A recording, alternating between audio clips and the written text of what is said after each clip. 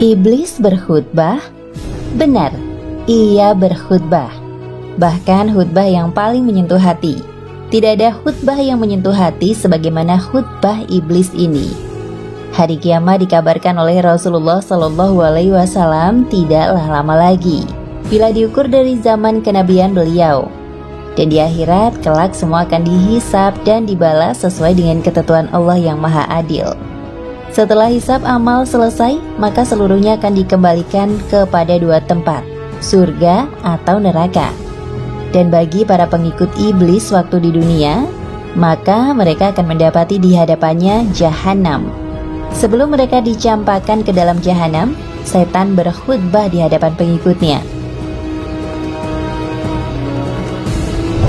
Allah mengabarkan dalam Al-Quran surat Ibrahim ayat 22 yang artinya, dan berkatalah setan tatkala perkara hisab telah diselesaikan, sesungguhnya Allah telah menjanjikan kepada kalian janji yang benar, dan aku pun telah menjanjikan kepada kalian, tetapi aku menyalahinya. Sekali-kali tidak ada kekuasaan bagiku terhadap kalian, melainkan sekedar aku menyeru kalian, lalu kalian mematuhi seruanku. Oleh sebab itu, janganlah kalian mencerca aku, akan tetapi cercalah diri kalian sendiri. Al-Hasan Al-Basri rahimahullah berkata, tatkala hari kiamat, iblis berdiri di atas sebuah mimbar dari api, lalu berkhutbah seraya berkata, sesungguhnya Allah telah menjanjikan kepadamu janji yang benar, dan aku pun telah menjanjikan kepadamu, tetapi aku menyalahinya. Tafsir At-Tabari 16:563. Al-Hafidz Ibnu Katsir rahimahullah berkata, Allah mengabarkan tentang khutbah yang disampaikan oleh iblis kepada para pengikutnya, yaitu setelah Allah memutuskan atau menghisab para hambanya. Lalu Allah memasukkan kaum mukminin ke surga, dan Allah menempatkan orang-orang kafir ke dalam neraka jahanam. Maka iblis pun tatkala itu berdiri dan berkhutbah kepada para pengikutnya agar semakin menambah kesedihan di atas kesedihan mereka, kerugian di atas kerugian, serta penyesalan di atas penyesalan. Tafsir Al-Quran Al-Azim 4489. Khutbah tersebut disampaikan oleh iblis kepada para pengikutnya pada saat yang sangat menegangkan, tatkala mereka pertama kali dimasukkan ke dalam neraka jahanam. Tatkala mereka telah melihat api yang menyala-nyala yang siap membakar mereka. Khutbah tersebut benar-benar masuk ke dalam hati para pengikut iblis. Khutbah yang mengalirkan air mata mereka. Khutbah yang benar-benar tidak menyadarkan mereka atas kesalahan-kesalahan mereka. Khutbah yang menyadarkan mereka bahwasanya selama ini mereka hanyalah terpedaya oleh sang pemimpin, sang khotib, iblis laknatullah alaihi. Allah menyebutkan khutbah iblis yang sangat menyentuh hati tersebut. Dan berkatalah syaitan tatkala perkara hisab telah diselesaikan, sesungguhnya Allah telah menjanjikan kepada kalian janji yang benar, dan aku pun telah menjanjikan kepada kalian, tetapi aku menyalahinya. Sekali-kali tidak ada kekuasaan bagiku terhadap kalian, melainkan sekedar aku menyeru kalian, lalu kalian mematuhi seruanku. Oleh sebab itu, janganlah kalian mencerca aku, akan tetapi cercalah diri kalian sendiri. Aku sekali-kali tidak dapat menolong kalian, dan kalian pun sekali-kali tidak dapat menolongku. Sesungguhnya, aku tidak membenarkan perbuatan kalian yang mempersekutukan aku dengan Allah sejak dahulu. Sesungguhnya, orang-orang yang zalim itu mendapat siksaan yang pedih. Dan dimasukkanlah orang-orang yang beriman dan beramal soleh ke dalam surga yang mengalir di bawahnya sungai-sungai. Mereka kekal di dalamnya dengan seizin Tuhan mereka. Quran Surat Ibrahim ayat 22 hingga 23.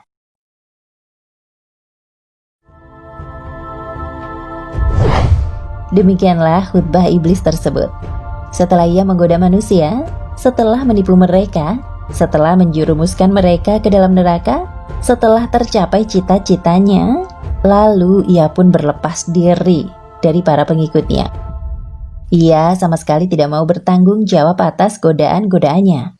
Bahkan, ia sama sekali tidak mau disalahkan dan dicela. Akan tetapi ia menyuruh mereka, para pengikutnya, untuk mencela diri mereka sendiri. Bahkan ia mengaku sejak dulu kufur atau ingkar terhadap kesyirikan yang dilakukan oleh pengikutnya. Yang lebih menjadikan para pengikutnya tersentuh, iblis menutup khutbahnya dengan mengatakan bahwa sesungguhnya orang-orang zalim mendapatkan siksaan yang pedih. Lalu iblis menyebutkan tentang kenikmatan penduduk surga, yaitu orang-orang yang tidak mau menjadi pengikut iblis. Sungguh kehinaan dan kesedihan yang tidak bisa terbayangkan dalam hati para penghuni neraka tatkala mendengar khutbah dari sang pemimpin. Memang banyak sekali cara setan menyusup masuk dan mengelabuhi hati manusia.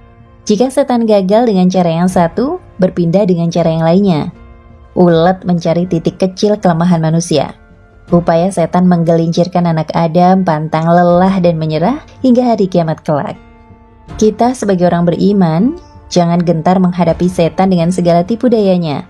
Karena Allah dan Rasul-Nya telah mengajarkan bagaimana kita bisa menghadapi setan, menangkalnya, dan menjauhkan setan yang terkutuk. Jangan pernah berhenti untuk memohon setiap saat, kapanpun dan dimanapun dengan ucapan kita, A'udzubillahi minasyaitonirrajim. Setan itu dalam upayanya menggoda manusia selalu berkembang dan mengikuti perkembangan zaman. Setan terus belajar dan mencoba langkah-langkah terbaik menurutnya untuk mengalahkan manusia. Dari itu, selain kita berdoa, kita pun harus senantiasa menimba ilmu pengetahuan agama secara mendalam, terutama terkait masalah hati, karena sasaran setan menggoda manusia adalah pada hati seseorang, yaitu belajar bagaimana mengolah hati kita, sehingga bukan termasuk hati-hati yang menyekutukan Allah dan hati yang lalai dari mengingat Tuhannya. Semua yang tertipu oleh setan, dialah orang yang lengah, bukan karena kurang ilmu, tapi ia tidak berhati-hati dalam hal mengolah hati yang menjadi pusat kebaikan dan keburukan bermula. Dalam sebuah kisah diceritakan, setan lebih takut dengan orang berilmu walaupun ia sedang tidur, daripada orang bodoh yang rajin beribadah. Karena orang bodoh yang rajin beribadah itu mudah digelincirkan hatinya oleh setan. Hal tersebut tidak berlaku jika ahli ilmu tersebut memiliki sifat sombong. Kemudian setan menggoda orang berilmu. Iya, dengan ilmu yang dimilikinya, dibisikkan ke dalam hati orang berilmu supaya hatinya berbangga diri dengan ilmunya. Bisikan setan, lihatlah dirimu, kamu adalah orang yang terpandai di lingkunganmu. Tidak ada yang pandai melebihi kepandaianmu, baik ilmu agamamu maupun tentang ilmu usahamu untuk bekerja. Kata tersebut terus dibisikkan oleh syaitan hingga terngiang-ngiang di hatinya. Selanjutnya, orang yang dalam hidupnya serba kekurangan, pekerjaannya sehari-hari tidak pernah cukup untuk memenuhi kebutuhan hidupnya. Kondisi kefakiran pun bisa digoda setan dengan kesombongan. Kata setan, kamulah orang yang terdekat dengan Nabi nanti di surga. Nabi mencintai orang miskin.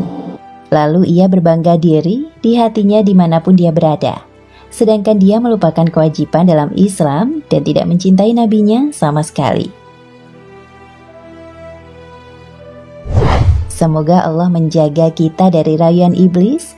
Jangan sampai kita termasuk dari orang-orang yang tersentuh karena khutbah iblis ini.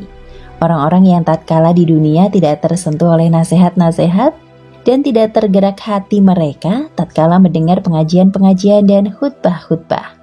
Hati mereka hanyalah tergerak dan tersentuh tatkala mendengar khutbah iblis.